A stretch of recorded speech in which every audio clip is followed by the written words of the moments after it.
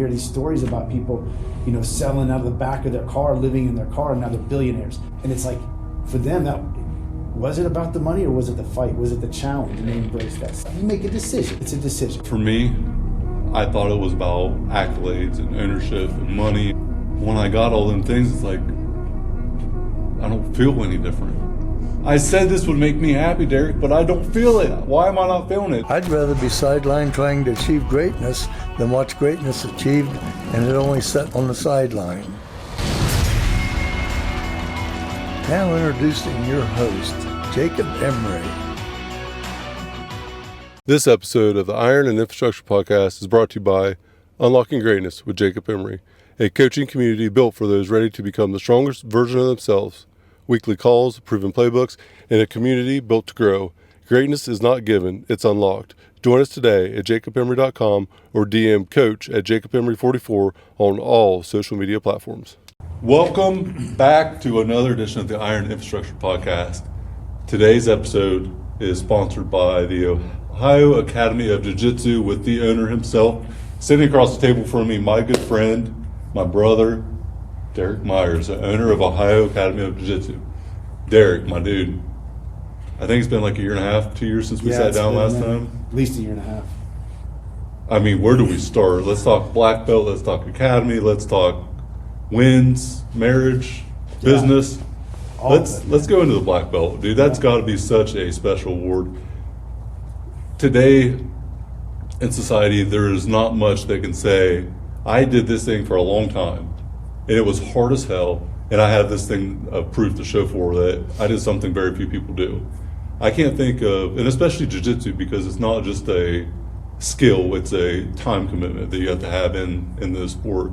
We were actually talking about after we left here Saturday or Monday.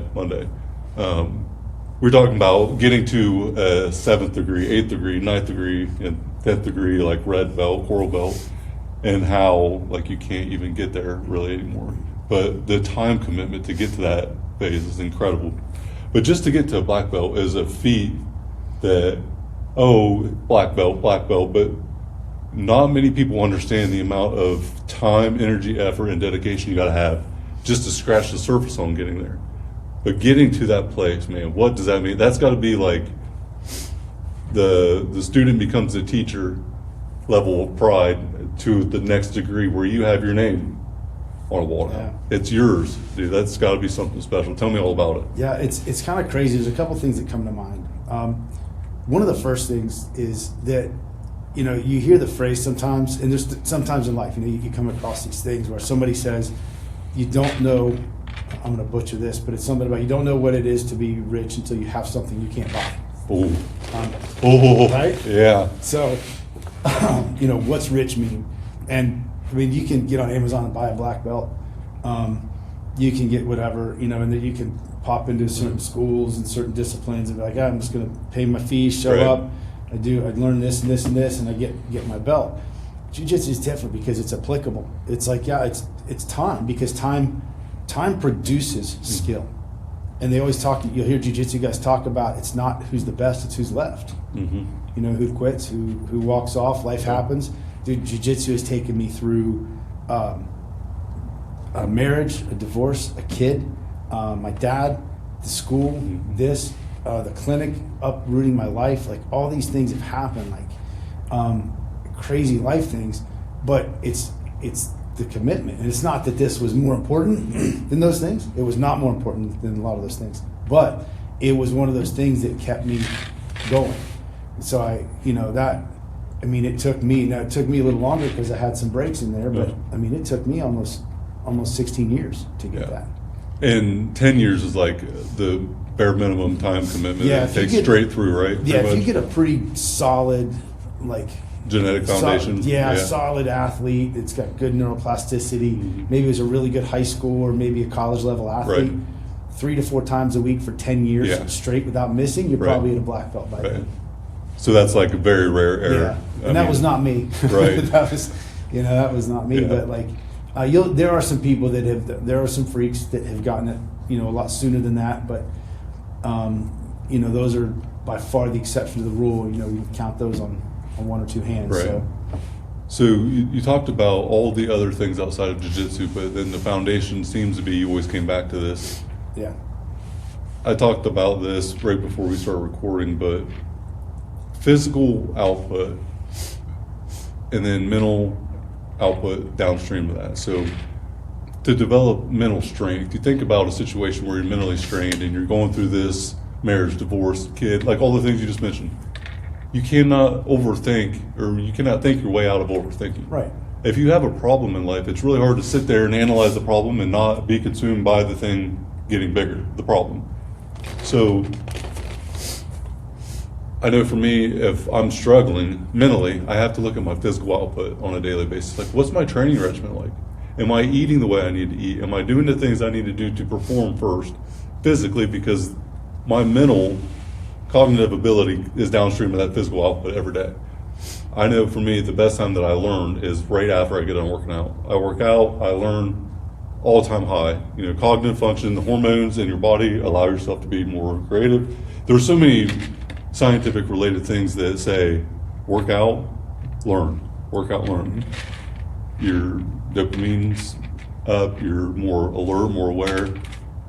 Is jiu-jitsu the reason that all them things were maybe manageable, where maybe if you didn't have that foundational physical output there, that wouldn't have been so manageable? 100%. I mean, I joke about this, and we get a little bit of a weird sense of humor in combat sports, but like, you know, trying to choke people 6 and 8 hours a week is a lot cheaper and more therapeutic than seeing a therapist, Right. in my opinion. You know, I'm not saying you shouldn't. If you've got stuff, go talk to somebody, but like, you know, for me, just having that outlet of coming in here, and when I'm down there and I've got some monster on top of me, Yep. and I'm trying to work through, all those other things get small. Yeah. And even if it's just to buy that time for an hour or two in a night, now I can come back and I can refocus, and now I've got a fresh perspective on that.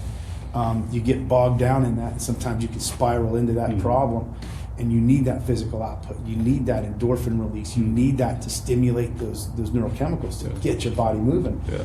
And it does. A lot of the best ideas I've had, you know, have been when I've, you know, been on the mats or been here right after practice, driving home, and like, oh my gosh. It all comes clear, right? that. Yeah. I mean, Brent and I talk all the time when we leave here after class. We have great ideas about, let's do this, let's try this. This would be a good idea, you know, and we implement these things. And some of the best ideas that we've had regarding this gym and have been in those moments. And it's hard to explain for people that don't work out, but you think about the person that goes to the doctor that's overweight, 100 pounds overweight, and they want a pill.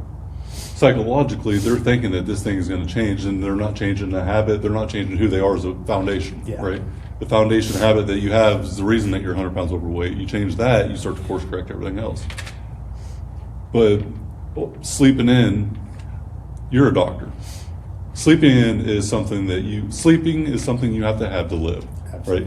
You have to have a certain amount of sleep. But at some point, you have to make a decision for your mindset, your mood. You have to, what am I going to sacrifice? Am I going to sacrifice being able to go function at a high level all day for 1 hour of sleep? Or am I going to go train, you know, and sacrifice that 1 hour of sleep and then function at a high level? You can't have both sometimes. I wake up at 2:50, you know, I'm a freak, I wake up early. I've seen 11 o'clock more in the last 2 months than I'm probably seen in the last 5 years. It's been a lot more frequent, less sleep. So my mental awareness and my mental ability starts to decline a little bit. I have to check those things out. But I didn't skip very many workouts. I can tell you I felt a lot better after working out than I didn't had I slept in. They work in tandem, but man, you got to be able to physically let out the anger or the resistance to change or whatever it is that's holding you back. And I think there is not a more paradoxical place to do that than on the mats in jiu-jitsu. Because just like life, jiu-jitsu seems unfair sometimes when you have someone 80 pounds less than you coming in here and beating the ever-living fuck out of you, just like you used to whenever I would come in here and roll with you. It's like, you're not even breaking a sweat and I'm over here dying. But there is nothing more humbling than getting choked out within a matter of a couple of minutes. Life's perspective and your problems go away pretty quick when you're worrying about breathing. Right. And it is the most, I think, paradoxical thing you could have is, I had this problem walking in, my problem just became my next breath. So all them other problems seemingly go away. Perspective, man. How you frame things is very powerful in life. And a lot of times we don't really have problems. I think we just have puzzles that we need to navigate through. The only thing that we do is look at it like a problem and make it an actual problem. To me, like in business, if you have profitability, you don't have problems. You got puzzles. You got things that you need to, you're playing chess. But in jiu-jitsu, you can have real problems. You can get hurt real quick, real bad, one small mistake. So physical release is there, but then the mental ability to stay present. Yeah. How has that impacted you outside of the gym? Where in business, what you do is very finite with your practice. You have to, you don't have room for error. How has that transitioned over where you can be very even-keeled under pressure? You have to be very methodical about your next move. Is there a correlation between the two with your business and your jiu-jitsu practice? There's very much a correlation because not every day is good. Some days suck. Some days are just going to have tough days. But like you said, you're going to wake up that day and you're going to start the day off, oh, this sucks, this is trash, blah, blah, blah, whatever. You just set the tone for a whole day that you haven't even experienced yet. And so we talk in here about embrace the suck. Yeah. Because jiu-jitsu is when you come in as the new white belt, jiu-jitsu is all about learning to be comfortable in terrible positions. Understanding when you're in trouble versus when it just sucks. Yeah. And that's very different because a lot of times things just suck. Yeah. But if I sit there and I complain about that and I just ruminate about how bad a position I'm in, I may not be now I'm going to get into danger. Yeah. But if I'm not in danger, it's just suck and I can calm my head a second and breathe. Think about what do I have to take away to get out of this? What do I need next? What does he need to sink that choke? Yep. I'm going to take that away and start problem solving my way out of that. And it's the same thing. And you see, nothing's fair. Business isn't fair. Life isn't fair. It's just not. And if that's how you go into it, but your opportunity to do things is fair. Everybody has the opportunity to decide how they handle a problem. And it's not a matter of what happens to you in life, it's how you handle it. And so going back to what you said about being methodical about that is you have to learn to endure the suck so that you can think methodically. Thinking about life not being fair, I've never really put this together, I guess, in general, but if it's not fair for you, it's not fair for me, it's not fair for anybody. So everybody has a game that they're playing. Everyone has their own 52 cards in that deck. It's not fair for anyone. That's what makes, I think, people great. No two people are the same. And I think having a dream for building a life that you want by design, not by default. Not many people actually build a desired life. They just allow life to happen to them and they live it by default of whatever occurs. You have lived your life by design since I've known you. You have your own practice now. You have, as a chiropractor, practice, your own academy. You just got married. You're living life to the fullest, right? You're doing the one thing that you can never be repaid for, and that's helping other people. Helping other people, I think, is one of the greatest feats of accomplishment you could ever have. I did this thing because of all the issues that you probably had as a kid. Speaking for myself, but most people, they become entrepreneurs and do this thing because of their own trauma from the past. How powerful is it to be able to get back? It's incredible. You do it every, 3-4 times a week? Giving back to hundreds of kids, adults. And that's your name on that. The amount of pride that you got to have. I'm proud of, from the time we met a few years ago to now, cannot say enough about you, dude. You and Bryn both have been so great to my girls. I can never thank you enough for that. Watching my daughter get a stripe the other day, she was asleep on the way here on the car ride. We had to wake her up. She was like, I'm in a shitty mood in the afternoon. And she didn't want to do the thing. But then her life changes the minute that her name's called. Perspective, automatically different. If you could be in a bad mood for no reason, try to find a way to be in a good mood for no reason. And that's something I think that most people overlook. I spent so much time, regardless of what life is throwing at me, finding a way to stay in a good mood and upbeat, taking things for what they are as opportunities, not obstacles, and reframing what reality is, because I live a pretty good life. And keeping that perspective there at all times is hard, but is very worth it. I think intelligence, when you look at intelligence, there's so many different forms of testing and intelligence, but I think true intelligence comes down to living life on your terms and having true fulfillment. And my friend, I would say that you are just living that to the fullest. Man, I'm taking every opportunity. You can always say no, you can always say yes. Yeah. You know, and these things come up, and like you said, you can take people, and there's all these psychological studies out there that talk about all these different aspects of what you're just talking there, where you'll have two people have the same exact day, same exact whatever, and one of them becomes, you know, successful with it, and one of them goes down that rabbit hole. I've worked with hundreds of high level, like elite level professional athletes. I don't remember a single successful one that ever viewed a problem as a problem. It was always an opportunity for a solution. It was the next hurdle. It was the next challenge that they wanted to overcome, and they liked the challenge. And a lot of these people, and you see it in business people, I'm sure you've met it, some of these like ultra rich individuals, they'll tell you it's not about the money. People say, well, it's easy to say when you have all the money, but if you go back, man, these people, you hear these stories about people, you know, selling out of the back of their car, living in their car, and now they're billionaires. And it's like, for them, that was it about the money, or was it the fight? Was it the challenge? And they embrace that stuff. You make a decision. It's a decision. Yeah. And it's, for me, I thought it was about accolades and ownership and money. And when I got all them things, it's like, I don't feel any different. I said this would make me happy, Derek, but I don't feel it. Why am I not feeling it? It took a couple years to figure out. It wasn't about the accolade of this ownership title.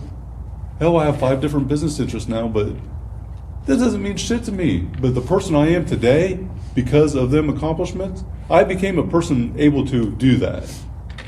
I'm proud of that person. Not what the person has, but what the person did. Internally, the internal work to do the thing, to get to that point. We don't go out and find success and all that. We attract it by who we become. So when you think about being successful, it's an attraction because we don't do it alone. We have to have people around us. We have to have teams. And you think about, do what you say you're going to do. Say please and thank you. Finish what you start. Just do the thing. And it's very, very basic, very simple, and so often overlooked. Most people that end up finding that true fulfillment in life, it has nothing to do with material. The material ability is no more than a tool to become a better version of the person they already are. A superhero and a villain both have the same backstory. They were both traumatized at some point. They were both hurt really bad at some point. One chooses to help fight so it doesn't happen to anybody else, and one chooses to make sure everyone else feels that same pain. There's a picture on my phone I have, and it's an alcoholic walking down the street in a suit and tie, or a guy sitting, he's a homeless guy, and then a Wall Street guy walking down the street, and the guy goes to hand him money. And they had the same dad, they're brothers. One chose to be an alcoholic, like their dad. The other one chose to not become Wall Street, very successful person. We all have very similar things in life. We all have things that we have to overcome. So we're kids, whatever. Our environment from a young age is going to impact what we do at a later age. Very few people that are able to embrace what happened for them to become the person that they are today. Without my hurdles in life, I wouldn't be sitting here doing this. I wouldn't be who I am today. So no matter how traumatizing things were, it's almost the blessing that you needed to become who you are. And looking at it that way allows you to just be okay with it and become a better version of you because of that thing. Life happens for us, it doesn't happen to us. And being able to view life that way is hard sometimes, but very powerful. Yeah. I think there's a couple aspects I think go hand in hand with this.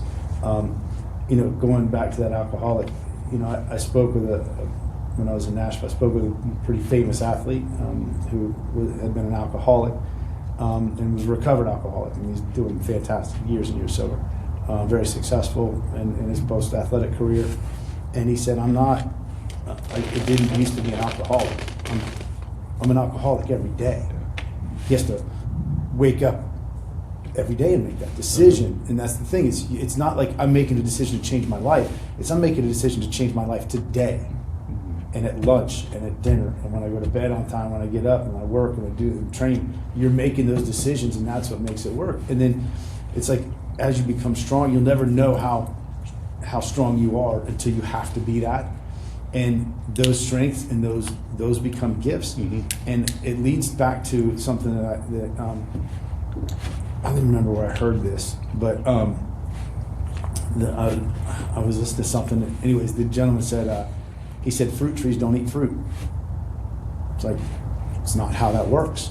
He says, your fruits are not for you. Yeah. Like your fruits are for, that apple is for another animal to pick up and digest and to survive, and then it passes the seeds, and that's how that legacy of that tree lives. Yep. And so the more successful you are providing fruit, the more successful you are with your life. Yes. And everybody wants the big fruit tree, right? You want the Yep. fruit tree that's producing and has the best product. And so your gifts, your success that you're looking for is not in what you're acquiring. It's in Zig Ziglar said you can have, I'm going to butcher this. He said you can have anything you want in life if you help enough people reach their goals. Yep. So realizing that your fruits are not for you and applying those appropriately, you'll get wherever you want to go to. I have never learned as much as I have when I started coaching other people. You want to become a good student, become a teacher. Whenever you're responsible for teaching a thing that you're decent at, you don't need to be a 10 out of 10. If you're a 5 out of 10 and someone's a 2 out of 10, and you can get them from 2 to 4, help them get there. There's new levels, new devils, and there's always going to be someone that has more insight on this topic or that topic or different perspective. But when you start to serve the world back, the world will serve you more. And I think providing that value to others with no expectation of any return is when your life starts to get the biggest return on investment ever. And you can't see it coming. You can't dial it in and buy it. It's just I think it's almost like a karma thing, like good karma. Whatever you give to the world gives back. You see a bunch of shitty people get a lot of shitty things happen, then, well, it's probably by design. Yeah.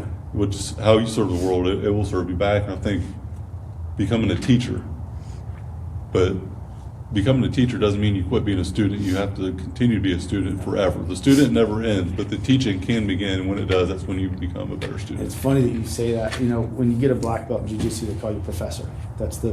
Now in here they call it coach, and I'm not into formal stuff Right. and all that, but that's when you see a Jiu-Jitsu black belt, unless they tell you otherwise, it's just respect to call them professor.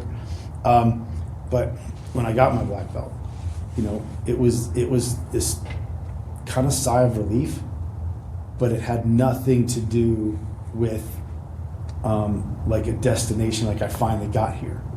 It was weird. It was because I was expecting this, like, oh man, I'm finally here. I finally got this, and this is great, and this is whatever.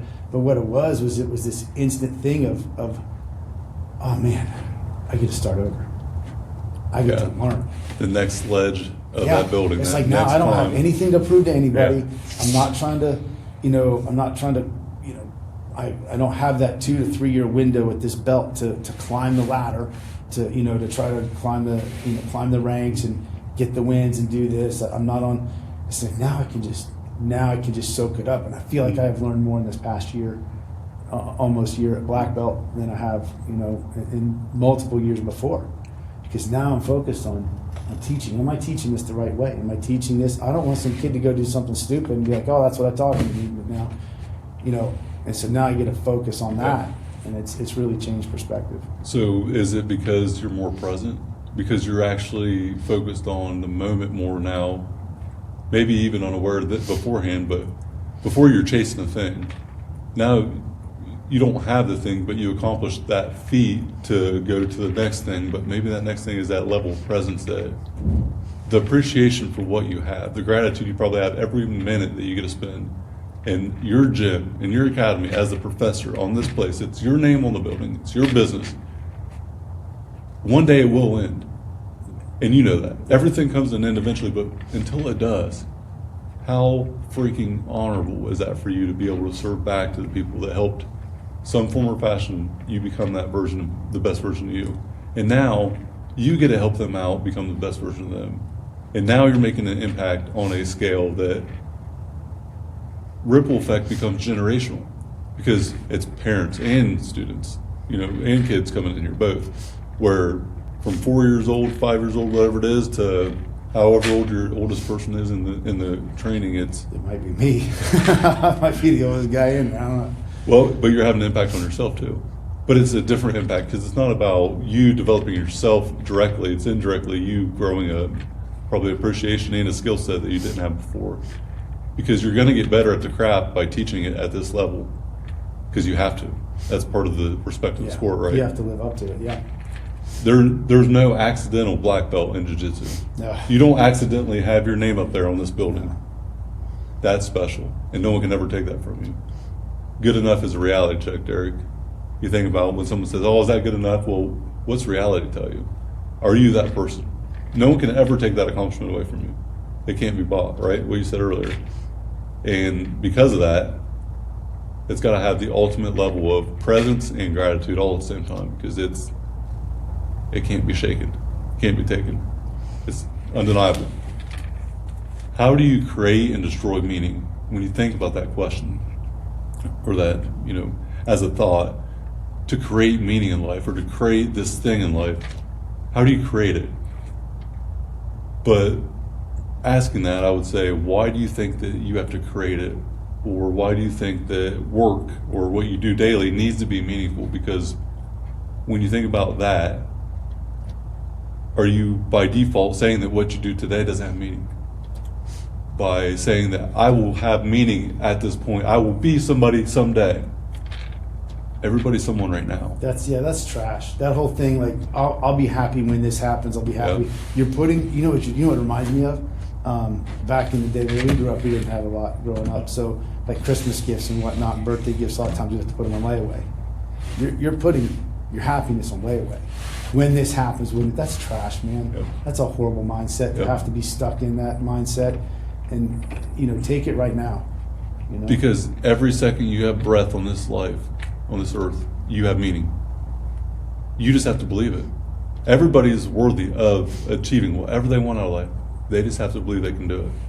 I went on a rant last night on my coaching call, and just about this thing, like, I didn't believe in me forever. Why? Because for majority of my life, Derek, I was a fucking quitter. I was a quitter. I would stop 2 feet forward from the finish line. I was slow. I didn't make the basketball team in middle school. I got cut twice. Like, all these things, I quit. I failed. I was the person that would be considered lazy because I would always stop short. I never actually went through with anything, and actually did it all the way through until 2013. 2013, I did the show, bodybuilding show, and had Corey not said, hey, you're already 4 weeks in, you might as well just go 8 more weeks and do the thing. And I committed to him. That was the first time in my life I actually ever committed and did something all the way through to the end. That's awesome. That one commitment, though, has forever changed me, where I've never committed and not finished something. You found out how strong you were, and not only physically, you found out Oh. what your perseverance is. Like, I can do this. And it was not at a good time in my personal life. I went through a lot of adversity there, but guess what? I finished that thing. When you can find a reason to finish a commitment, regardless of circumstance, that's when there's an ultimate, like, known thing for you that I can be this person that I've never been. That's the And trick it takes right there. one. It just takes one. Just do it once. That's one the key. time. Doing it in spite of the circumstance, Yes. not because of the circumstance. Yes. The circumstances only create a feeling. The feeling, though, that is created is just that, it's made up. You think about feelings in themselves, they are created. All feelings that we have are made up. Not everybody feels the same way about a response to something, or not everyone has the same feeling about a situation. It's all created in our head based on our experience in life. So we have to forget about how we feel when we have a plan in place and just follow that plan if we want to have the outcome. I cannot tolerate someone who wants to complain about life, not getting what their goals are, and not doing the thing knowingly it would get them there. That to me is just, it's asinine. Don't complain about don't complain about the accomplishment you're not willing to work for. I can't handle it. And the more that I overcome in life, the less ability I have to be empathetic for it. And I think that's why when you go on that entrepreneurship journey, at some point you find the lonely road where your circle shrinks a lot, right? Yep. I can say 2 sentences to you and not talk to you in 6 months, come back, you're going to remember what I said, you're going to remember the situation, ask how it went. I might give you 2 more sentences about the result of it, what's coming up next. It's a friendly nod. We got each other. Our circle's that tight, right? Maybe 5 people in my circle and you're one of them. It's a small circle. Yeah. It's a tight circle. That's how you know that it's real, is when it's not. It don't take time spent every day to keep that circle alive. It's when You you just know, man. It's impactful. Yeah, if the call comes. What is the mountain that you're climbing now? You got a lot of things that have happened. You got married. You got all these other things. But what's coming up here shortly? You know, it's weird because you say that a lot of times in my life. Like for most of my life, there's been a glaring mountain in front of me, and right now it feels more like a Baja race, man. Just a bunch of herding stuff in. But like you said, you know, we got married in October, and you know, fantastic. Everything's great. The clinic is going well, and the gym is blowing up. But you know, we're transitioning now because now this gym is gotten to the point where we've got to make some real structural changes to our lives, our personal lives, and some real commitments. And so, I don't know if it's a mountain. I don't want to call it a mountain. I don't want to give it more power than it has. Yeah. It's just another opportunity to take a direction that we thought was years away, and when we. But as we do this, it's like it's a journey of passion, man. You know, that's the thing is, this is fun. Yeah. This is great. You know, we come in here, we do this, we get to play pajama wrestling and all this, and some of the stories in here, some of the kids, and some of the things that you hear that have impacted, that makes it worth it. So it's like, okay, we're going to take this risk. This thing's blowing up. You know, this culture is developed into what we needed it to be. And it's happened fast. There's a lot of amazing people, but you know, right now we're just trying to make sure we're staying ahead of this thing. Yeah. You know, we start our competition season right now this weekend in Atlanta. You know, it's Brent's first go at purple belt. Yeah. It's my fourth go at black belt. So that's been a learning experience. I said from a jiu-jitsu standpoint, that's my mountain right now. Yeah. Is realizing that I'm going up against guys that have been black belts longer than I've been training. Yeah. There's no window, like it's open season. Guys that I'm going up against guys that I was watching instructional videos of as I was learning as a white belt. So it's that's challenging. So the wins mean more, the losses mean less, and you know, you just got to take it. Everything's an opportunity. Yeah. What a privilege it is. What a privilege it is to live the life that we do. All the pressure, all the pain, all the uncertainty, all the injuries. You know, in your world, injuries are always there. I mean, I have injuries more than I should probably, but you think about the privilege that we have to just understand at the basic level, we're making an impact for others. We're serving the world back the way that we've allowed it to serve us. And we're doing it on our terms. It's pretty freaking cool to be able to say that.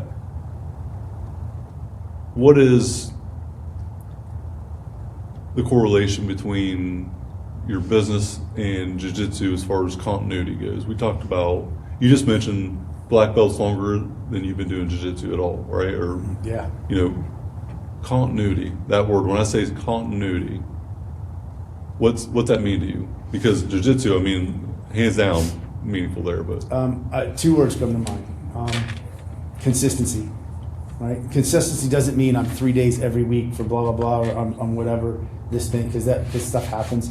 But consistency to me means you don't quit. Whether that's whether that's, you know, sometimes I may only do once a week because whatever happens, or I'm sick, or stuff happens, or, you know, I had surgery, I had a cancer scare a few years ago. It was not cancer, but we didn't know until we got in there or whatever. So I was 3 months off, but I didn't quit.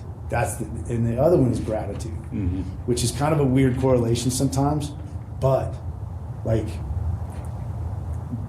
the suck will catch up to you if you're not grateful.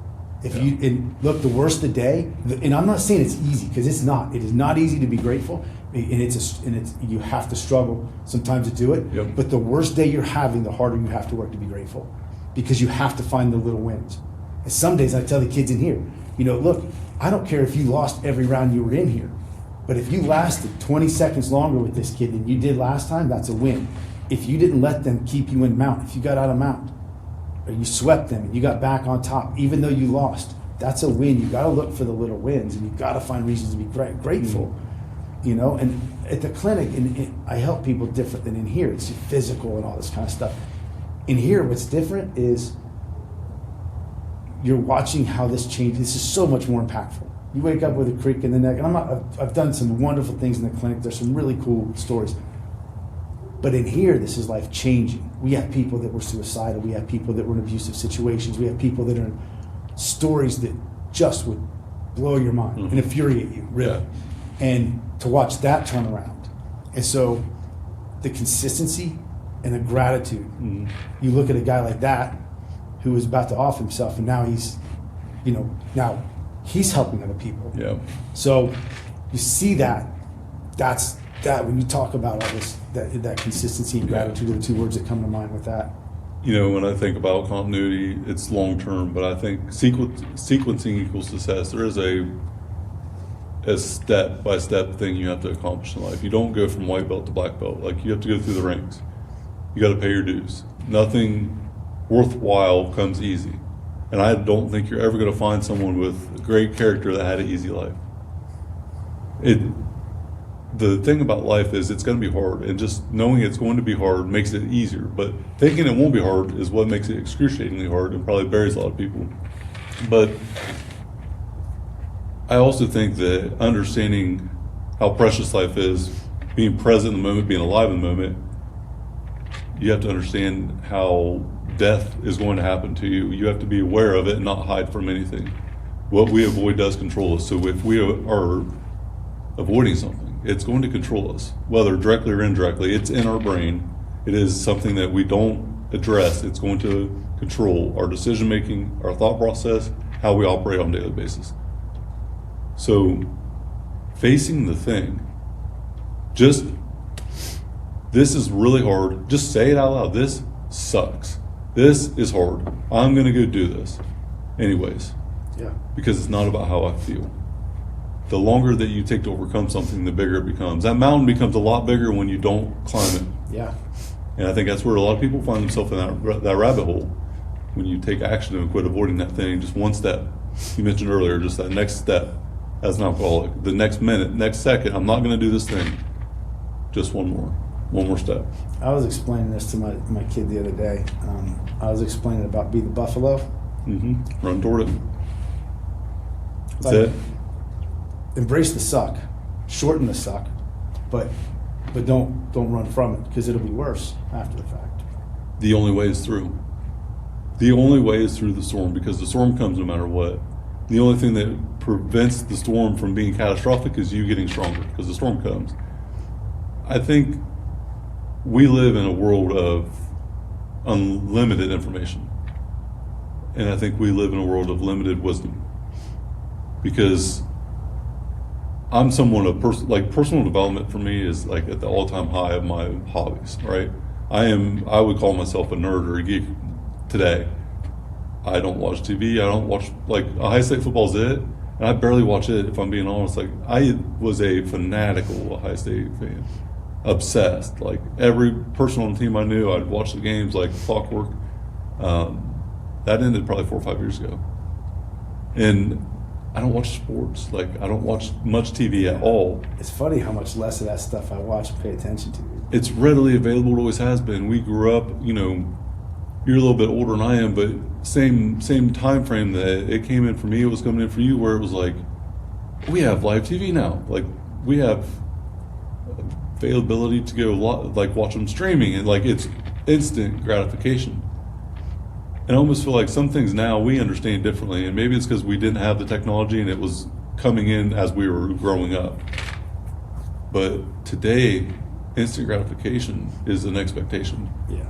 And it's going to really be easy to win as a kid coming up today, understanding the foundational work ethic. Yeah. That's why my daughter's doing Jiu-Jitsu. Because it takes continuity to have any success. 6 months to get a stripe, whatever it is. And it's agonizing time after time after time of hard work, and then you get that stripe. It's like, this means something. Yeah. And it's powerful. Yeah. It's 2 pennies worth of tape, Yeah, but it's something you can't buy. exactly.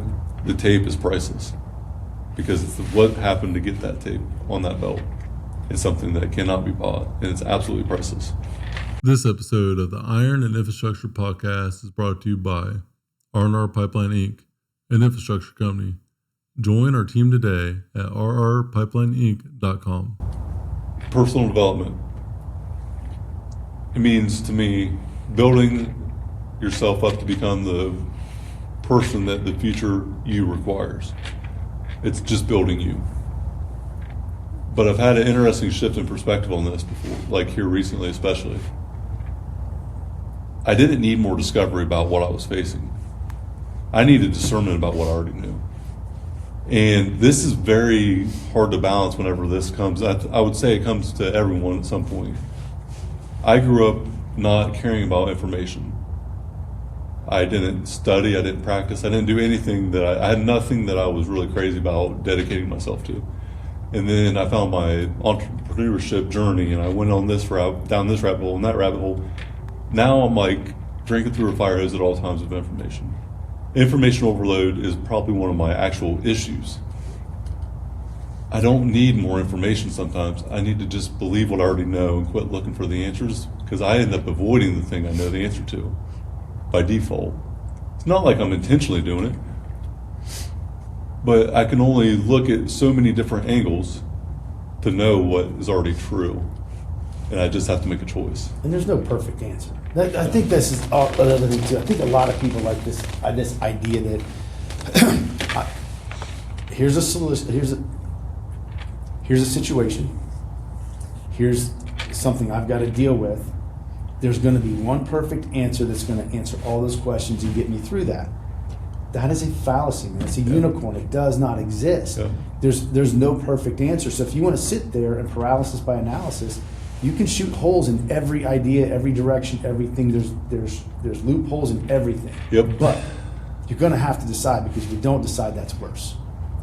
So you got to pull the trigger, man. There's a great word, by the way, discernment. Yeah.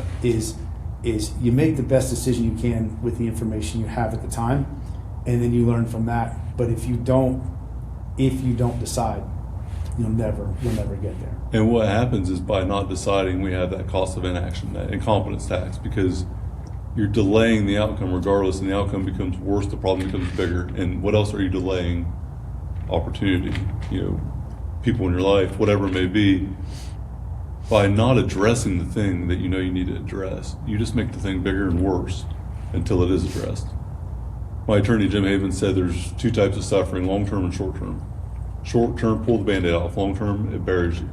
Like, it suffocates you, buries you over time. He's like, but it'll bend you till you break. The other one, just you feel like you're bending a lot, but you don't break because it's over with fairly quick. Whenever we have something happen in our life, when you get choked out, you get this thing in Jiu-Jitsu, you get this injury. You know how long it takes to get over something? As long as we allow it to. Yeah, as long as it rots in your brain is how long it takes. Emotional, mental, cognitive, whatever, physical injury, how quickly we can course correct from pessimistic to optimistic and find opportunity in obstacle is the amount of time it takes us to get back on the track that we were prior to when we were in a good mood. But a lot of time we don't need information, dude. And it's hard to say that as someone who is information overloaded at 99% of the time. What are your thoughts on that perspective about information? You need information, but you need pertinent information. And again, the word discernment is you got to pick which information you're taking. There's so much junk online, man. Like, you don't even know what's real anymore, man. Some of these AI videos are nuts. It's like just because of the absurdity, the level of absurdity of that video, you know it's AI. But as far as trying to pick that out, it doesn't look fake. No, it doesn't look fake. No. But so you gotta consider the source, right? You got these 22 and 25-year-olds, online trying to talk to you about health. They've never had health issues. They don't know anything about it. They've got no credentials, no training. They've read a bunch of stuff online. God knows if it's right or wrong. It turns out they're trying to sell some product. it's like you just don't know who to believe. So information is important, but discerning through the information and picking which information you need. And I think that goes back to a couple thoughts, principles. One is don't take advice from don't take criticism from someone you wouldn't take advice from. Yes. Don't have you never been successful running one of these? No. You've tried 3 or 4 times, you've had them fail, you've done this, and this doesn't work for you. Don't talk to me about that. Yep. Because I'm following guys who have literally have $1 million gyms. Mm-hmm. They are doing it right. That's who I'm going to listen to. So if they tell me, hey, you're doing this wrong, I'm going to listen to that. Yes. Hey, you could do this better, I'm going to listen to that. But if you failed out of a gym and blah, whatever, and you're telling me I'm doing something wrong, well, man, if that's what you did, I'm going to keep doing it. I'm going to do the other way because that didn't work for you. I'm not going to listen to that. And I also think about the information overload is, I'm one of those guys, I could care less about technology. And I could care less about, what doesn't have trouble connecting to a server? A piece of paper.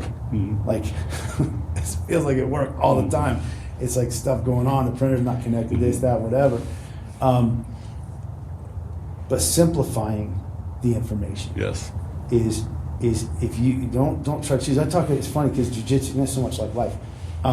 When I talk to competitors, people who want to compete and as they're learning, and people who are really like diving into it, and there's all this stuff that you can do. There's thousands of techniques out there. You should learn as many as you can, but you should get good at one. Mm-hmm. You should find where you like to be. I'm going to tell you right now, and my goal, I want to get on top side control and I'm going to put a brick cutter. That's what I'm trying to do to everybody I roll with. Yep. Because I feel strong and I feel like I can hold just about anybody Yep. in that position. But I got to get there. So instead of thinking of all these different techniques, I got to do slap, bump, go, and I got all these techniques. I start here, but I'm going to try to go here. No. Stop confusing it. Your life is not inductive reasoning, it is deductive reasoning. Mm-hmm. You have these things, but all these things are a starting point to get me to here. Now it's a simple problem solving. Yep. It's not, confusion the deeper you get into it. You're simplifying that equation. That lets you qualify information. That lets you identify information. That lets you make decisions. I love it because everything I'm doing right now is to simplify. I have a lot of shit going on at all times. And how can I simplify and subtract to add value? So I don't want to find what's going to take more labor. I want the leverage of what's available as far as resources to go to accelerate progress with me doing less. Make more doing less, right? But it's not that I do less with effort, it's that I do more of what's valuable. Right. Executing on a 1 out of 10 task, 10 out of 10, it's still not worth a fuck. It's still 1 out of 10 value. Yeah. But if you can execute, I call the target for me is a 7 out of 10 on execution and value. If it's a 7 out of 10, it's definitely worth going for it. Because if you can only execute 7 out of 10, it's hard enough where it's going to be a challenge and you're going to learn from it. Mm-hmm. If it's a 7 out of 10 value, then it's at that point also the value is there for it to be worth doing. But at some point, it's just not worth doing. And that's where you have to learn how to delegate, to build your team out, to do different things. It's the hardest thing that we'll ever have to do. Man, I just talked to my accountant today, and thank God for my wife, who's like, she is uber OCD with details, and she doesn't miss things. Phenomenal, just phenomenal. But if it was me running that admin part of this gym, it wouldn't be where it is. Yeah. But where I see more the bigger picture direction, we have gifts that match each other, but you got to find those people. And like you said, if it's not in your wheelhouse, stop spinning your wheels. Yeah, if I have like a quadrant, a matrix that I do, and love it, I'm great at it. Stay in that box the most that you can. Like it and I'm good. Secondary, that's all right, but you want to stay up in them too, right? I hate doing it, but I'm good at it. That's called hell. Yeah. And then I'm bad at it and I hate doing it, don't even consider it. Let someone else do it. I am unemployable. I am not, dude, I can never be employed now. Unemployable. I am so unemployable. I would fire myself within the first 5 minutes of starting my computer up if I was responsible for anything admin related. I know that. That's why I don't do it. That's why I have an assistant that does that. I have done enough of the things that I suck at in life to know that why would I do them when I can pay someone else to do them that actually enjoys it? For one, you're providing opportunity for someone else, and you're providing opportunity for you not to go insane, because that's what happens. And we spend too much time focused on that 80% that doesn't bring any result, where the 20% of our time and effort is normally the thing that brings the 80% result. Focus on what you're good at and become great at by doing more of it nonstop. And then find the other people to fill the other 20%. So when you think about the 10,000 kicks one time or one kick 10,000 times, do that one kick and don't stop doing that kick and kick that one way. Back to your repetition, create your reputation. You probably have a reputation known for that exact move. For a lot of people, they probably, if they know about you, they probably know that this is what Derek's going to try to do. Just like Ronda Rousey with the armbar. Everyone knew what was coming and they couldn't defend it for how long? Because it's that level of repetition to get that greatness out of it. You said something earlier about advice, seeking advice. Good advice isn't good advice to everybody. And this was an interesting theme for me, because if I'm seeking out advice on a certain topic, it doesn't mean that the advice that is good advice is actually going to be good for me. If someone tells me that I need to work harder, spend more time inside the business, and do more things, that's not good advice for me, Derek. It's probably the opposite, because it's probably not what I need. But if someone tells that to average Joe who's 30 hours a week at work and couch potato the other 30 hours a week and then has no like ambition in life, 50 pounds overweight, yeah, he needs to get off his ass and move. But giving advice to everyone equally is sometimes not the best thing to do, and it's very hard to understand as you become a teacher. You probably deal with this all the time, right? How do you navigate understanding that person well enough to give them the correct advice for them? I think the first thing that I do is I try to understand what that person's wanting me to see in them. Like, what are they wanting me to see them as? Like, where are they in a world where everybody's trying to be somebody else, everybody's trying to be something different? Where is the real person under there? And what is it that they need? How do they deal? We were joking the other day in class with some of these kids. I wish we could red, green, and yellow light them. Yeah. Like, red light, kid does something wrong. Oh, honey, that's okay. You were so close. Let's just do this and tweak this and blah, blah, blah. And then the green light kid be like, hey, that's the dumbest thing I've ever seen. I've never told you to do that. Why would you do it that way? Right.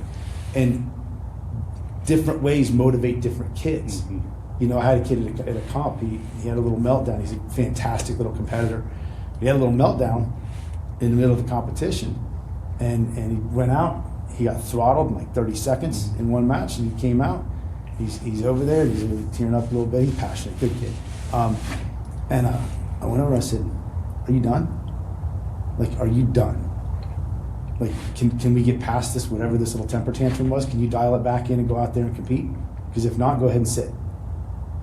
He did. He went out and smoked those next kids. That's what he needed. Yeah, I talked to that like half the kids in this class, and they will not handle that well. Like, you've got to find it's hard how people respond and what they need. And that's the thing. If you want to help somebody get better, you have to meet them where they are. You need them to make the decision to do it and continue making the decision to get better. But you can't just expect somebody who's been in this rut for years to suddenly jump out into a new life like that. You've got to meet them where they are and show them where that is. And there's examples of that all throughout history. Mm-hmm. Every great leader, every great, everybody, coach, teacher, everybody you think of, they met you where you were. And being able to do that, I was fortunate to play baseball for the late great Coach Klontz here locally. Mm-hmm. I always think about him as he could take whatever you did screwed up, right? And in like 4 words, he could make you feel horrible for it, show you what you did wrong, and fix it, and then make you feel like $1 million, like you're invincible walking back out in the field. In one sentence, just that poignant, simple thing. But he knew how to read people. He knew how to identify what that person needed to get there. Mm-hmm. It's amazing that when I think about leadership, there's only one requirement that it takes for someone to become a leader, and that's someone to follow them. That's literally it. By default, whether good, bad, evil, not evil, good intent, bad intent, it doesn't matter. But A leader is created because someone follows their advice or follows them as a person. And people watch what you do as much as they hear what you say. Your standard is a lot of the value you provide as a leader over the presence in which you're there. What you say is relevant, but what you do in and out of the gym, and what do you do when the lights are off, shines when the lights are on. A lot of the time, though, you have a very outspoken leader that wants to be perceived as this person that they're not. And I think it shows itself. Leadership's not about rank, about control, about power or authority. Leadership really is about understanding how to get the best out of everyone else and having true care and desire to get them to that next level. I've seen a few different types of leadership, though. I call it transformational leadership at the green light. So it's traffic light leadership is the frame that I use, but the green light is transformational leadership. That's your go. That's your person that wants to create value for everybody and wants to change your life, and by a byproduct is changing their life. Transformational leadership, man, it is a accelerator for everyone that's a part of that. Individual success for team significance. That's what I want for our pipeline. The yellow light is the trained leader. They were taught how to be a leader, but they do it more for their own advancement than they do anything else. They don't have bad intent, but their intent is not overall impact. It's intent for them to advance their own impact. And then there's just that terrible leader. We know them all. The red light is a terrible leader. They are only in it for themselves. They'll watch the whole entire ship burn down if they have the sailboat to get out of that thing. They only care about them, which they blame others before taking accountability for it, right? Somebody else. It's always somebody else. And the common denominator is always them, but they never look at that in the mirror and say, yes, that's me. I call it traffic light leadership, and I think that ownership in anything. I own a business, you own a business. You know whose fault it is my business fails? Mine. Same for you. It doesn't matter what happened. Yeah. We got to own it. Every setback in our business is my fault because it's either not properly trained people doing the thing. If it was something that I did, obviously my fault. But if it's something downstream, they either didn't have the right tools, they didn't have the right process to get the thing accomplished, or they had all the right tools and all that, and they weren't the right person, and it wasn't recognized soon enough before the mistake was made. End of discussion. There is no other option. There's no one that can tell me differently because of me in that business. Ownership here, though. You have to meet people where they're at. You have to own the outcomes.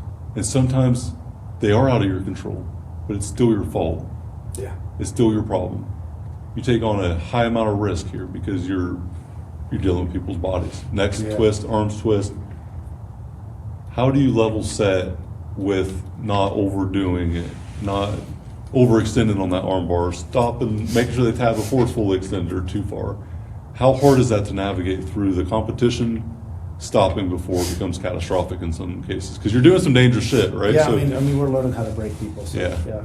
So how do you learn how to break people without breaking them when you're training? Well, okay, there's a couple plays to this. I think as far as the kids are concerned, you have to have a good instructor to kid ratio. That's where it all starts. Yes. But, you know, bigger picture wise,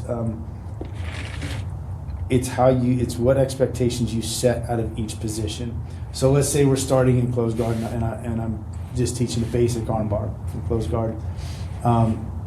That can come on kind of quick, and then arm can get extended pretty quick, and the elbow only bends one direction. So, you know, we step by step this. We take these kids and we put them out. And we're like, okay, everybody close your guard. Everybody get your grips. Coaches go around, make sure they got their grips right. Okay, foot in the hip, bump this way, around. Do not finish until a coach comes around and shows you how to finish. And we take that attention to detail in the learning stages to make sure they're doing the little things right. When you do the little things right, the rest of it works. Yes. And if you don't, it doesn't. And most of the time you see somebody trying to throw some move or trying to throw something they learned or saw, but they missed several of the small steps to get there. So now they're out of position, the grip's not deep enough, or something's not right. That's when, you know, it's success is all the little things done, you know, done well. And so Hodger Gracie, in my opinion, the greatest ever. He said, there's no such thing as simple or fundamental jiu-jitsu. There's only fundamental understanding. You know, and I look now about how I set up arm bars and how I set this up. Like basic day one jiu-jitsu And it is so different. All the little details I'm thinking through and working through as this when I solidify this position, get to here, and then making it smooth, working it together like a system. And so you have to take it in a systematic approach. And you also have to understand that when you fail a position, that doesn't mean you're a failure. Right? You missed it.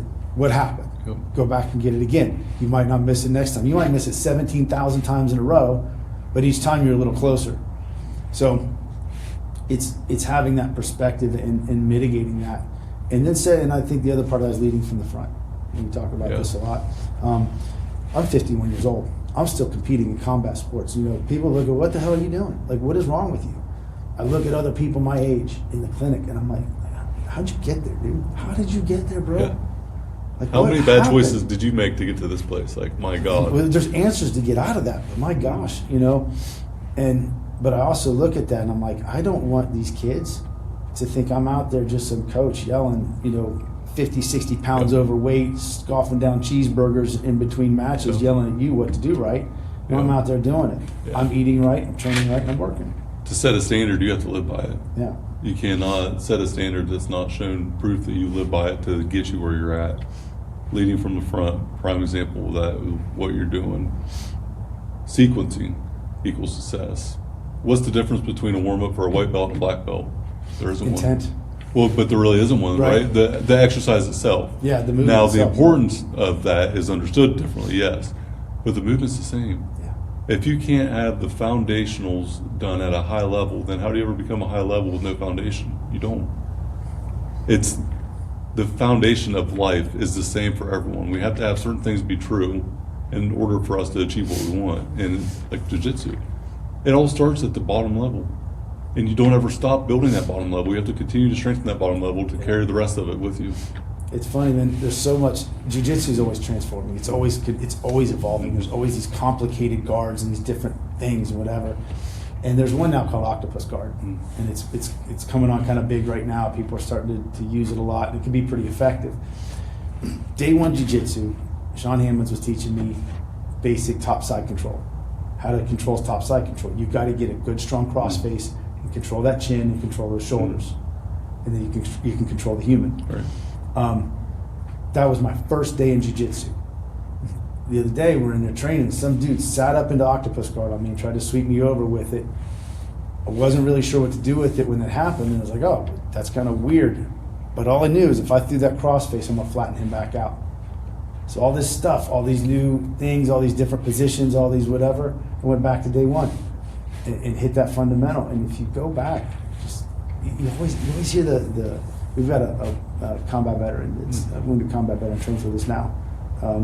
You know, and a number of these guys were vets, but you always hear these guys talk about, like, you never hear an experienced dude talk about rising to the occasion. They talk about falling back on the training. Mm-hmm. That's what happens. You fell back, now you survived because you did what you did thousands of times and did it the right way with good intent. It was instinct. At that point, it was natural, right? It was a reaction that you already had instilled in you that you can't forget.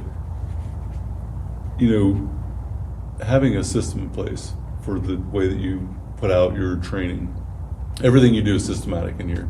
I can see it as a bystander parent watching. I can watch and see every time that I come in here. I can look and see what you're practicing on that you built on from the previous session, and how it's probably quarterly or biannual themes that you run through that all end up with a bigger picture at the end. Like, you're going and breaking this down at the most finite level. You know, one thing about the school system, and I won't get into it too deep because we'll be here forever, but you fail a test, you don't go back and retest and study and make sure you know the curriculum first. You just go on to the next thing. You do that in Jiu-Jitsu, you never learn anything. Yeah. You do that in life, you never learn anything. You have to really understand the foundationals in life to ever achieve anything. And to go into that complex guard or that complex new thing, it might have a time and place. It might get a little bit of traction for a little bit of time, but it's not going to replace what's always been true, what will always be true to the foundational practice. And that's across the board in life. Do good things, probably get good results back to you. You know, serve the world will serve you. The foundational outputs in life probably are going to get you good outcomes. If you do so. But it doesn't mean that you can let go of what's important. And every time that I start getting in a rut, I'm doing too much. I know it, and I get back to the basics. What are the basic things that must be true for me to do what I do? Everything else is on the chopping block to be let go of. First principles thinking. I don't know if you've studied first principles much, but I use it for everything. I have my own frame, I call it prosperity principles. But anytime I run into a problem, outside of physically not possible, not legal, like against laws, if it's defined not possible by physics or by law, I'm going to put it off the table. Other than that, I'm going to question it until I know every answer of every question. I don't want to believe in what tradition says. I want to believe in what's true. I think there's a fine line there between the two sometimes. Whenever you come in here, it doesn't matter what you have going on in your life. It's irrelevant what you feel about today, because everybody looks at you. It's so much pressure. What a privilege that is. You don't have a choice. By default, your problems are irrelevant. That's what you signed up for. What a freaking privilege, Derek. That's awesome to know that you have no other option outside of coming in here and doing the thing. I can't tell you how much respect I have for that. Every time I've walked in here at 5:30 at night, or whether it's 9:30 in the morning on Saturdays, you're never any different as far as how you function. You're here about your business, you're in a good mood, and 99% of the time I would venture to say that you got your own shit going on outside of the world, but nothing matters when you walk through that door. That is something to be proud of, dude, because that is a direct correlation to all that right there. You don't match other people's energy, you set your standard for this gym. No one else comes in here and resets your standard. You are the standard. That is something that you should be proud of. I'm proud of it. We've been friends for what, 3 or 4 years? Watching you go through this transition. I remember before you started this and you called me, we were talking. I remember I was on 23, I think, heading to Michigan, and you laid out your business plan. You were talking through the detail, and you were concerned because this was all new, right? This is something different. You had your other shit going on. There was a lot. And back to the one step, the basics. Get the foundation right, get this right, and then go do what you love. Let the other people around you take off with what they know how to do. Go be you. Run your academy, what you know you're here for. And now you're doing it at a very high level. I didn't think it would grow as fast as it did. I was shocked when you told me you already had a second building. Yeah, same. Like, my God, be careful what you wish for sometimes, right? Right. I'm not surprised, though. I would not have said, yeah, that's probably going to happen, but I'm not surprised. Because it's the standard that you live by that correlates to that. Congratulations, dude. What a fucking privilege. Yeah. I'm proud of it, first and foremost. Thank you. Secondly, been training my girls for a few years. Shout out to Bryn. Yeah, Bryn, she's my great, God. man. This wouldn't be where it is too without her. So. And that's the best part about it is there's a very few people in our life that actually make an impact to a point that we couldn't have made by ourselves, right? There's things that we know we can't do alone. And when you think about it, when you create that opportunity to let someone else come into your life and do that thing and build it with you, there is nothing that can ever replace that. So I know you do. I know you have gratitude for it. I walk in here every time, I'm like, it's my fucking boy doing his thing. Love it. Having my daughters and your wedding it meant a lot to me. I know it meant the world to them. They were just, they talked about that shit for months. They were so excited. Watching you get married and establishing that like foundation for you again, it was powerful for me. I'm sure it was for you too. Yeah. What a fucking privilege, Derek Myers, that this is to be here doing this thing right now. Yeah, it's a blessed life, man. Yeah. People only can change though when they want to or they can. You're making an impact every day. You're helping people change all the time. What would you say to people listening that are on the fence about, I know I need to do this thing. I'm avoiding it. It's controlling me, but I don't know how to start. I don't know where to start. But you have all the answers to that. Where do they start? Don't think about it. George St. Pierre, one of the best phenomenal. MMA guys, Yeah. you know, he's got to be in the top 2 or 3 of any Yeah. GOAT conversation Yeah. out there. And he's a true artist. He's a true student. Like he's notorious for doing these insane ice baths. Mm-hmm. Like he just walks in, he was whatever. And Tim Tebow also has done the same thing. They just pop in and like, what?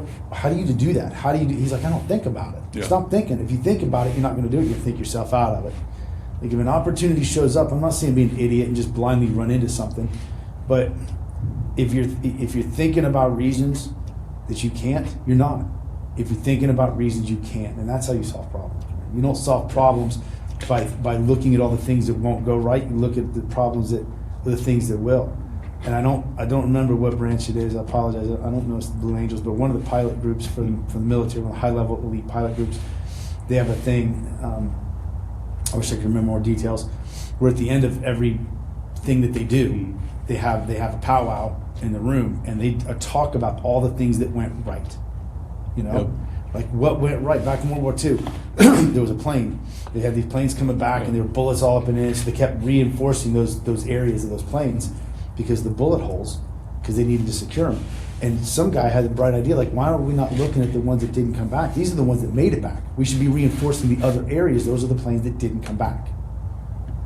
Start addressing problems. Stop thinking about it, and just solve problems. Solve the next problem in front of you, because you eat an elephant one bite at a time. And if you start looking at the big picture, you get overwhelmed and don't take action. Yeah. Take one action, man. One thing. One step. One step. Like one little step. Yep. You know? I call it the anxiety action accelerator. It's the actual frame I created where there's a trigger, there's an event, and then there's a action or an avoidance. If you avoid it, it grows. If you take action, it minimizes it. And the quicker that you take action to overcome it, the better off you are. And I'll just say this for everyone listening, that you cannot set your self-worth on a moment in time. If you are constantly reliving the memory of your past that was bad and creating fear for the future, you're never going to be present in the moment today to know that you're worthy of overcoming that thing. We've all made catastrophic mistakes in life. That is the only guarantee that if you try to do something, if you try to live, you're going to make mistakes. Failure is the one guarantee that you have along the way to any type of success. You can't achieve something without failing time and time again. I haven't learned a lot from my wins, except for all the failures before that. The learning lessons were when I learned from that loss or learned from that thing. But don't accept the loss. It's a win or learn. It's one of my core Right. values. It's win or learn. Win or learn. I learned from the loses. Yeah, you're going to lose certain things. You're going to lose matches, but is it a loss or is it a learning lesson? Yeah. Loss means I'm accepting failure and not doing something different. The learning lesson is this thing happened because of this, and now I'm going to go fucking win. And it was, you know, the hardest day that you'll ever have in jiu-jitsu is the first day. Absolutely. It's that first step. And I say that having my first black belt match a few months ago against the 4-stripe black belt, who turns out is the coach for the Canadian national team. He treated me like a child. It was outstanding. Didn't tap me, but man, he worked me pretty good. But you know, in that fight, stay in that fight. Yeah. And it's like you can say that, but you got to take the step. And there's all this stuff that happened. It's the first day. It's the first step. It's the first one. And if you keep taking that step in that same direction, the wrong way, you know, it's gonna catch you. Faith Take or a step. fear. Turn right. Turn left. Turn somewhere. Yeah. Turn somewhere besides where you're going right now. Yeah. Because if you're not, then you're just where you're at. Just And doing that's the same all the thing that you're ever going to achieve. You know, faith and fear, both of them require us to believe in something we can't see. And we have to Yeah. make a choice on which one it is that we're going to have guide us through life. I have faith that this thing can happen, or I'm fearful that this thing never happens. If you're questioning why it can't happen, why don't you question why it could? It's really perspective. It's really about the shift of that frame that you look at. But faking bravery when you're scared, when you're fearful, being courageous whenever you don't want to be, that is courage. That is bravery. Yeah. If you fake being brave and go do the thing anyways, that is by definition bravery. Yeah, bravery's not something that you did. No, it's you knew. That's you talked to like medal winners, like from in the military, like guys that had won these medals and whatnot. I mean, they did something they were supposed to have died. They knew they were going to, they went in and made that decision, knew they were probably going to die and did it anyways for the greater good. They made the decision in spite of the fear. Yeah. And that's courage. What we do in here is nothing compared to that. But No. man, Knowing that it comes to an end. Certainly one of these days we're going to die. One day it's going to be our last day. One day we're going to have that last walk into the gym. Old school gym, I walk in every morning, 3:30, and I am embracing that first 5 minutes. I sit there, take my pre-workout, I look at the building, I appreciate every moment because I know that it doesn't last forever. Nothing does.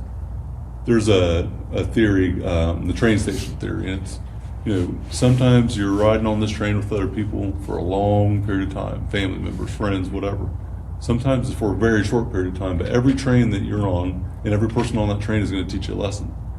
And that's why sometimes you get off at this train exit and sometimes someone else hops on. You meet people by absurd coincidence that transform your life. It was there for a reason, but it doesn't mean it lasts forever. And so nothing does last forever. Everything does come to an end. And certainly one day it all will end. So you have to be present in the moment. I think being present is a gift. That's why I call gifts presents.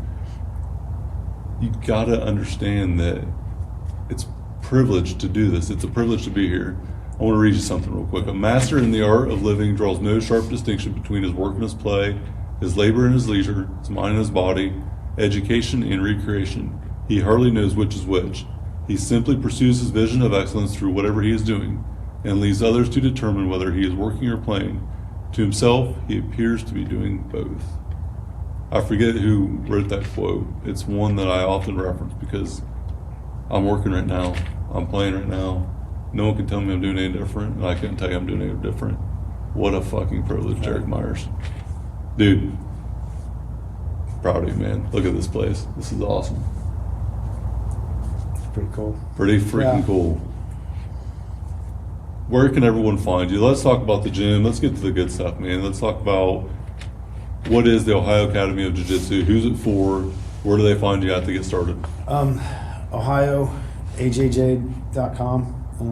We're the Ohio Academy of Jiu-Jitsu in Heath, Ohio. We're on Facebook. We're online.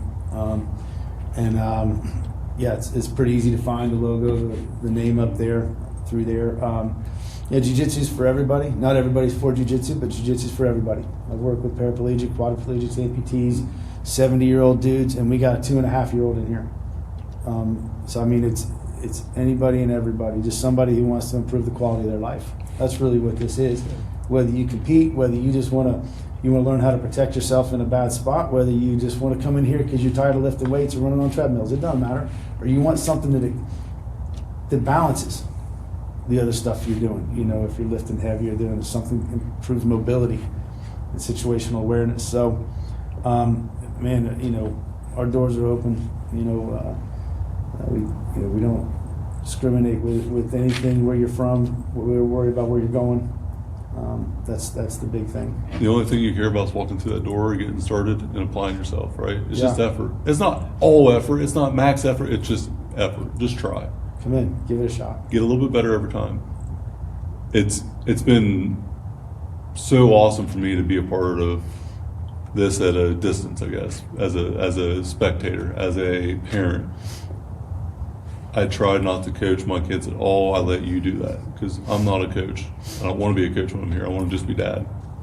And I want my kids to learn the hardship so they have the strength whenever they need it in the future. If I could say one thing, dude, I think like anything else, it's the ability to come into a place like this and the culture created is determined by the coach, by the professor. This place is what it is because of you. Because of you and the people that you put around you to make this what it is. I have never met someone as good as you and Brent at working with kids. The patience, the attention to detail at that age, the ability to get the attention span there. I don't know how you do it, but it is something remarkable and something to be proud of because I watch. My patience are shot watching you be patient. And bottom of my heart, I cannot thank you enough for what you've done for both of my girls. Freya getting the belt promotion, Fallon just getting her, I think, 3rd stripe, then being a part of your wedding. something very special for me. So I can't thank you enough. The Ohio Academy of Jiu-Jitsu with Professor himself, Derek freaking Myers. Dude, appreciate your time today. This has been a long time coming, and this is a lot of fun. Yeah. Dude, A lot thank of you for fun. the opportunity. I always love chatting, man. Yeah. It's always good stuff. Like, you've been very instrumental. So Monday, Wednesday, Saturday, I know they have the kids class, adult Yeah. class. What other times are the classes? all week long, we got 6:30 classes Monday through Thursday for adults. Kids Monday, Wednesday 5 and 5:30 depending on age. Saturday 9:30, 10 depending on age. We got Friday. We got 5:30 a.m. on Friday, 1 o'clock Friday, 6:30 a.m. Tuesday. So we got a lot. There's a lot of options. times. We got women's only class. Brent's got a women's only Nice. program that is absolutely exploding. Yeah. So that's awesome. Yeah, I'd love to that's see awesome, that. and that's probably something that a lot of women maybe Yeah. have some fear about, but that is probably a good good selling open point. door. Yeah, Yep. that's awesome. If I had any advice for everyone out there listening, I would say just take one step in the right. Walk through the door, just give it a shot. I know a few people that walked in here that I knew outside of here, and they asked like, "Man, what's it like?" I was like, "You just go on that mat one time, let Derek coach you, and you will be solid." And they followed up with me after. Ben Martin Yeah. being one of them. I'm talking about bald head. Yeah. Was probably pretty wiry. He's probably pretty good Yeah. potential. Go to church with him, and he's a good dude. But I just tell him, like, I don't set expectations. I just say you have the best coach you could ever have. You're taken care of by the coach. That's all you need to know, because that sets the standard for this place, and it is true. So, Derek Myers, the Ohio Academy of Jiu-Jitsu, black belt competition this weekend, dude. Yeah. My dude, good luck. That was- Brennan, shout out to you. You've been amazing. Her competition this weekend too. First Yep. as a purple belt. Yep. Go kick some ass, take some names, set the standard, man. Plan. Appreciate your time, Derek. This is awesome. The Ohio Academy of Jiu-Jitsu is a sponsor for today's show. My God, is that not a beautiful sight? Look at that logo up there. Everyone check that shit out. Woo! That's cool. Fire. Thanks, Derek. Thanks, man. Stop telling yourself one day. It isn't about one day, it's about day one. Today should be your day one. What you need isn't another day. What you need is clarity with the community to give you confidence to unlock your greatness. That's what the group coaching program is all about. Confidence, clarity, via commitment. Hit the show link in the notes. Let's start unlocking your greatness now, today.